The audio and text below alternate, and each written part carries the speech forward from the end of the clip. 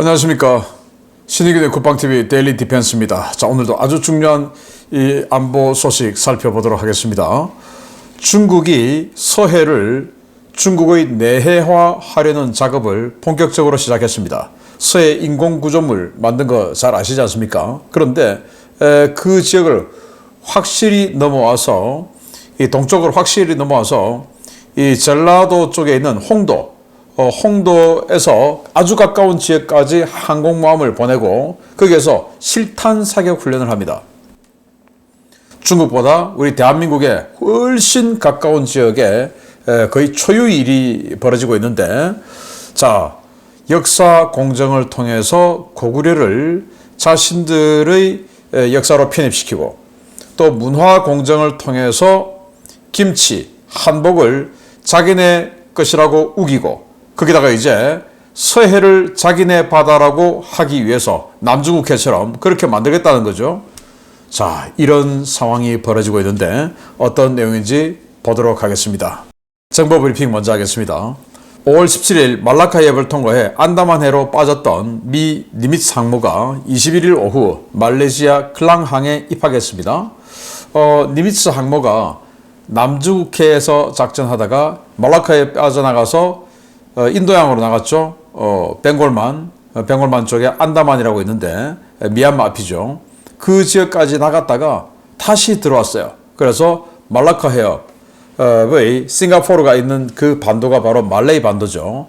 말레이 반도에서 동쪽은 타이만, 그러니까 태국 앞바다고, 서쪽은 인도양 쪽입니다. 그 서쪽에 있는 이 클랑이라고 하는 항구에 입항해서 지금 보급을 받고 있는 니미츠 항공모함인데, 지금 이란과의 협상이 어떻게 될지 아직은 조금 유동적이니까 이란을 때릴까 말까 지금 간을 보고 있는 상태인데, 지금 미리 들어가면 이란을 때리는 게 확실해지니까 아직은 안 들어가고 이 남중국해 그리고 인도양의 입구인 말레이 반도에 스테이 하고 있는 니미츠 항공모함입니다. 워싱턴 DC의 유대교 기념관에서 친팔레스타인 범죄자에 의해서 이스라엘 대사관 직원 2명이 총격을 받아 피살되었습니다. 남녀 한 쌍인데 이 둘은 약혼을 한 사이라고 합니다. 그래서 정말 불행하게도 팔레스타인, 프리 팔레스타인이라고 부르는 이런 테러범들에 의해서 그 2명이 사살됐어요. 그런데 이거 사살되고 나니까 지금 또 음모론자들은 이거 트럼프가 한 짓이다. 그래서 트럼프가 이 가자지구를 완전히 쓸어버리고 이란 공격하고 하려고 이렇게 공작한 거다. 이런 말도 안 되는 이야기까지 하고 있습니다. 네타냐후 이스라엘 총리는 긴급 기자회견을 가졌습니다. 기드온의 전차작전, 이거 그러니까 가자지구를 완전히 지상군으로 쓸어버리는 작전을 지금 시작했죠. 이거 가자 전역으로 확대했다. 가자지구는 곧 우리 통제하에 있을 것이다 라고 발표를 했고, 후티는 일주일 만에 이스라엘에 탄도미사일을 쐈어요. 또 그래서 이스라엘 최대 도시 텔아비브 쪽으로 쏴서 그 일대에 격추된 탄도미사일의 자대가 추락했습니다. 자, 이렇게 이 텔아비브 쪽에 빽빽하게 이렇게 공습 경보가 울렸고, 그래서 중거리 탄도미사일이 날아오고 있는데 결국은 MD 자산에 의해서 요격됐습니다. 월스트리트 저널은 트럼프가 푸틴이 전쟁이 끝나지 않을 것이라고 시인했다 라고 이야기한 거예요. 2시간 동안 통화했는데 그때 나 전쟁 안 끝낸다, 계속할 거다 라고 이야기했다는 겁니다. 푸틴은 스스로 이기고 있다고 생각한다. 이기고 있는데 전쟁을 왜 끝내냐라는 거죠. 자, 그렇게 이야기를 했고, 폴리티코는 트럼프가 G7 공동성명에 러시아를 비난하는 문구 그리고 우크라이나 지원 확대하는 문구를 삭제해달라라고 요구했다는 보도를 했습니다. 이제 트럼프 입장에서는 지금 휴전 협상을 해야 되는데 그렇게 러시아를 비난하고 우크라이나 지원 확대하는 문구를 공식적으로 넣을 필요가 있냐, 그러면 러시아를 자극해서 러시아가 휴전 협상장에 안 나올 거 아니냐 라는 그런 이야기를 했다라는 거예요. 그래서 마르코 루비오 미 국무장관도 이 푸틴을 전범으로 만들자라고 하는 것에 대해서 반대한다라는 겁니다. 그런 식으로 계속 푸틴을 자극하면 푸틴이 협상장에 나오겠냐라는 겁니다. 핀란드 대통령은 점점 더 많은 중재자가 참여 중이다. 다음 주 바티칸에서 우크라이나 전쟁 잠정 휴전 기술적인 협상이 열릴 듯하다라고 휴전에 대해서 긍정적인 이야기를 핀란드 대통령이 했고요. 우크라이나는 EU에 대러시아 제재를 더 강화해달라라는 요청문을 발송했습니다. 여기에는 러시아 자산을 압류하는데 이거는 정부 자산뿐만 아니고 민간 기업 자산까지 압류해라. 그래서 그 압류한 자산을 우크라이나에 지원해주는 그 전환법까지 포함시켜달라. 이렇게 주장을 하면서, 그리고 지금 러시아산 석유를 구매하는 그 구매 상한 가격이 아무리 뭐 국제 석유가가 비싸더라도 러시아산 석유는 $60, 배럴당 $60가 한계인데 이걸 배럴당 $30로 낮춰달라. 그래서 러시아를 완전히 망하게 만들어달라라고 요청을 했다라는 겁니다. 자, 어떻게 될지 봐야 되겠죠. 러시아는 우크라이나 방어선을 돌파해 드니프로주의 트로이츠케 마을까지 도달했다라고 주장했는데 우크라이나는 현장에서 모두 사살했다라고 밝혔어요. 자, 여기 보시면 자포리자가 지금 여기 있죠. 자포리자에서 드니프로, 여기 완전히 우크라이나 영역인데 그 드니프로까지 훨씬 더 올라가서 이 트로이츠케라고 하는 마을까지 러시아가 들어왔는데 그냥 차량 한 대, 그것도 민간인 차량 한 대가 들어와서 여기에 왜 이렇게 보병 방어선을 쳐놨는지 모르겠지만 이렇게 철조망을 삼중으로 쳐놨죠. 여기에 그냥 이 SUV가 들이받아서 더 이상 진행을 못하고 그래서 이제 내려가지고 드론 띄워가지고 러시아 국기 들고 뭐 이렇게 했는데 현장에서 전부 사살당했다라는 건데 이건 뭐 진격한 건 아니죠. 그냥 민간인 차량 타고 들어와서 한번 퍼포먼스 한 거다라고 저는 보고요. 인도는 중부 내륙의 차티스가르주의 일대에 병력 4만 명을 투입했습니다. 작전명 제로 작전인데 마오주의, 그러니까 마오쩌둥을 숭배하는 마오주의 반군 대대적인 소탕에 돌입했다. 공산주의자들이죠. 그것도 마오주의 공산주의자들. 어디냐? 바로 여기입니다. 네, 여기 지금 빨간색 점선이 있는 저기가 바로 차티스가르라고 하는 주인데 저기에 마오주의자들 반군이 생겼다는 거예요. 그래서 4만 명의 병력을 보내서 소탕 작전에 들어갔다. 참 인도도 참 희한한 일이 많이 생깁니다. 네. 자, 주요 소식 들어가겠습니다. 우리나라의 정치적 혼란을 틈타 서해 한중 잠정 조치 수역에 불법 구조물을 설치하고 내해화 작업을 진행 중인 중국이 이 불법 구조물이 있는 해역과 이보다 더 동쪽에 있는 우리 측 배타적 경제 수역에 최신형 항공모함을 들이밀었습니다. 미국의 항모전단 공백을 틈탄 도발인데 우리 당국은 뭐 하고 있는지 모르겠습니다. 중국 산둥 해사국이 5월 22일부터 5월 27일까지 서해에서 대규모 군사훈련을 예고하며 주요 해역에 항해 경보를 발령한다고 밝혔습니다. 5월 20일과 5월 21일에 연이어 발표된 이번 항해 경보는 산둥반도 남동쪽 한 개 해역과 서해 한중 잠정 조치 수역 2개 해역, 그리고 서해 한중 잠정 조치 수역의 항해 금지 구역 1개 해역 등 총 4개 해역에 발령됐는데요. 이 중 5월 20일에 발령된 항행 경보 적용 해역은 우리나라의 배타적 경제 수역에 해당하는 곳이자 우리나라에 더 가까운 해역입니다. 중국은 이번 항해 경보의 이유로 신형 항공모함의 시운전과 푸케함대 훈련을 들었는데요.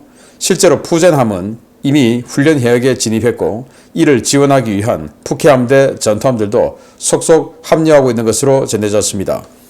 지난 22년 6월에 진수된 푸젠 항모는 올 하반기 정식 취역을 앞두고 함재기 이착함 실험을 하고 있는데요.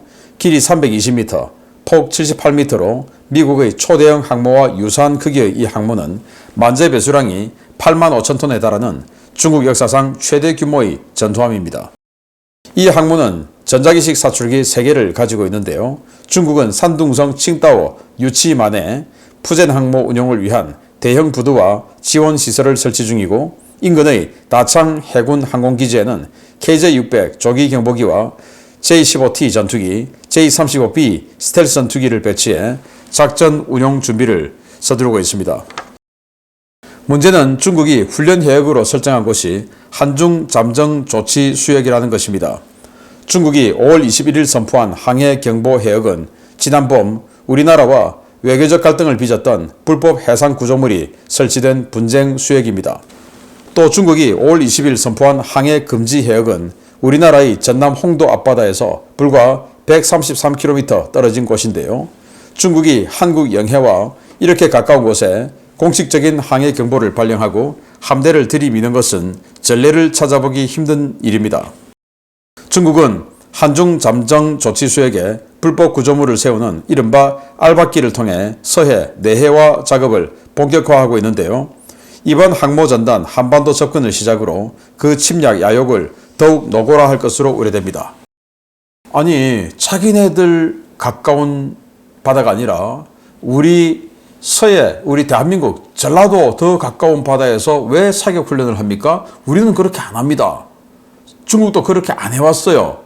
뭐 항해 훈련, 기동 훈련 이런 거에 할 수 있죠. 근데 사격 훈련은 하려면은 상대를 자극하지 않기 위해서 자기네들 가까운 바다에서 해야 되죠. 그런데 자기네들보다 훨씬 먼 바다에서 사격 훈련을 한다.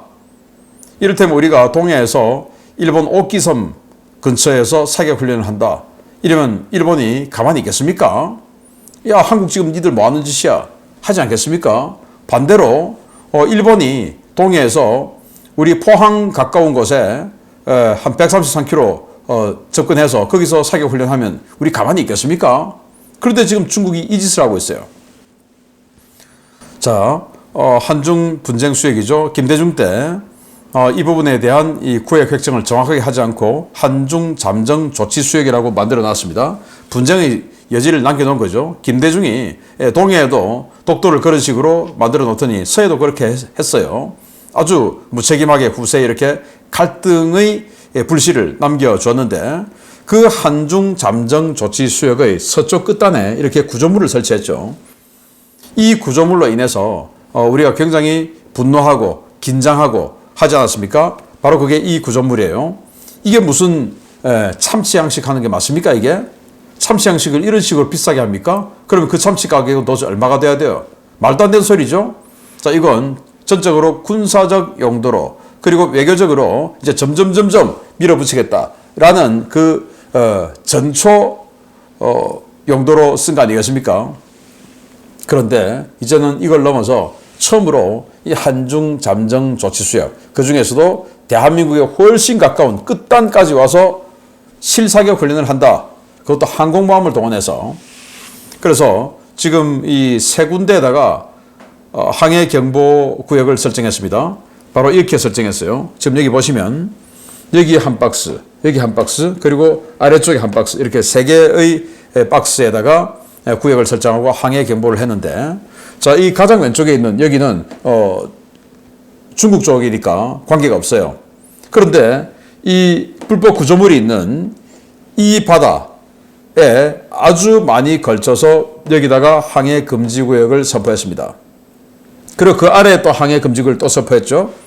이렇게 했는데 문제는 여기다가 그 아까 이렇게 조그만 이 박스 이 근처하고 비슷한 지역입니다. 여기다가 항해 금지까지, 아까는 항해 경보였고 여기는 항해 금지까지 선포했습니다. 항해 금지라고 한 것은 사격 훈련 하겠다 이거죠. 실탄 사격 훈련 하겠다.